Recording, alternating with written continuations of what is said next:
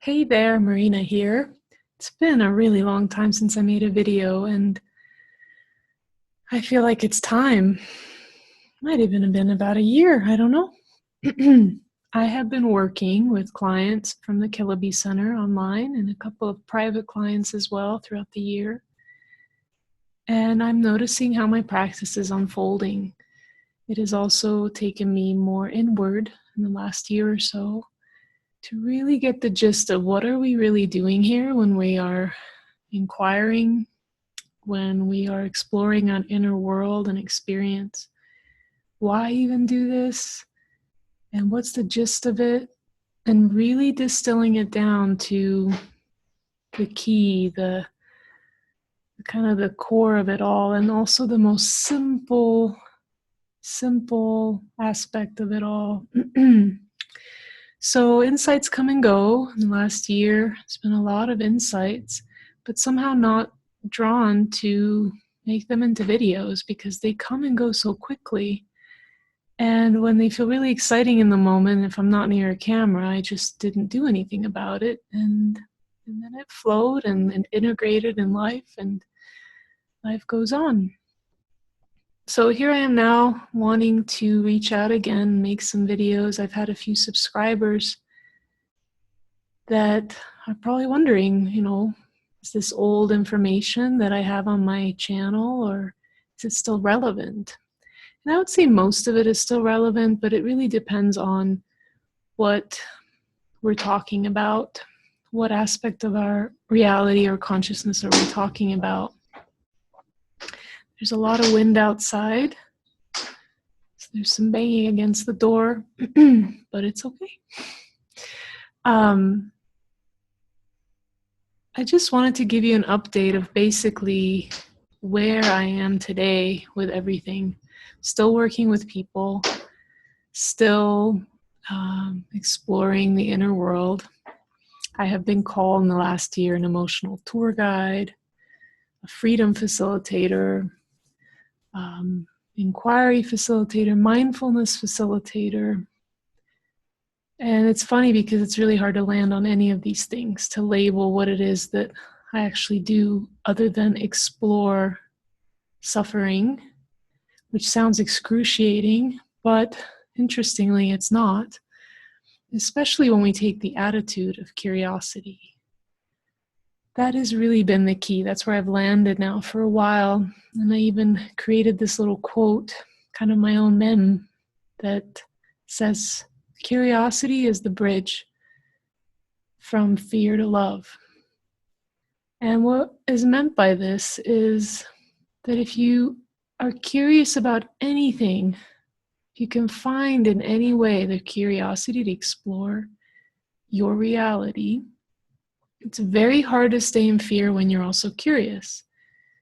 I sometimes babysit a little boy. He's about 17 or 18 months old, dear friend of mine's little son. And it's so clear how he can't be in curiosity when he's also looking for safety, or kind of one takes over than the other. So he might be curious to go play with a toy, but he seeks safety from mommy or me and make sure that safety is there first, and then he can explore the toy or can be coaxed into doing that. And the same thing for us. When we are in a lot of fear, or you would call resistance or overwhelm, traumatized or triggered by something, it's really hard to be curious about it because in the moment we're really seeking for any kind of safety. And once that safety is established, then we can explore with curiosity.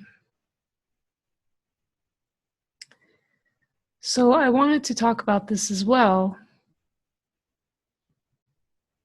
is this being really hard on ourselves for being resistant.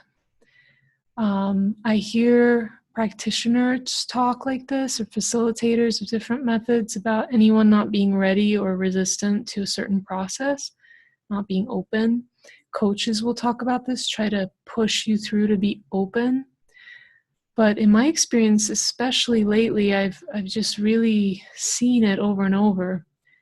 I want to take the word resistance or mental overcompensation or anything like that away, and really just see the person in front of me when they are exhibiting resistance or stubbornness or unwillingness, is that they don't feel safe.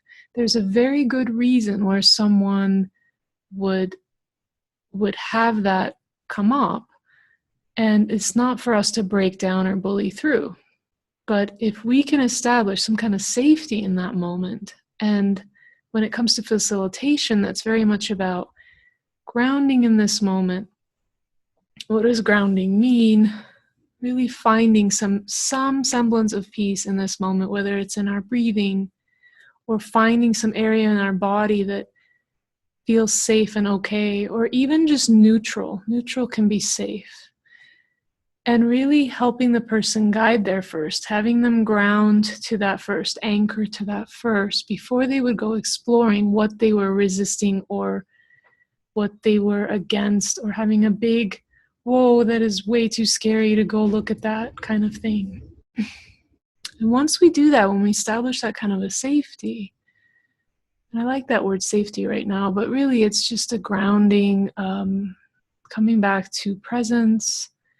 And it's not in terms of a concept, but really simple, practical ways to do that, to feel into our body and find a resource that feels safe. From that place, it's much easier to explore with curiosity what we were afraid of. So that's where I'm at now. It's very much about curiosity, and from that curiosity comes innocence. Again, a child being so curious. Initially, maybe a stick looked like a snake. And as they get closer and they notice that it's just a stick, the joy and innocence in that and the relief in that can really be felt when things are explored this way. And so looking at our suffering, our fears, our troubles isn't so scary when we look at it this way. So that's my question for you as well, is how can this curiosity be applied in your life? What are you most afraid of? And this could be a concept about who you are, or an actual something outside of you that you're afraid of.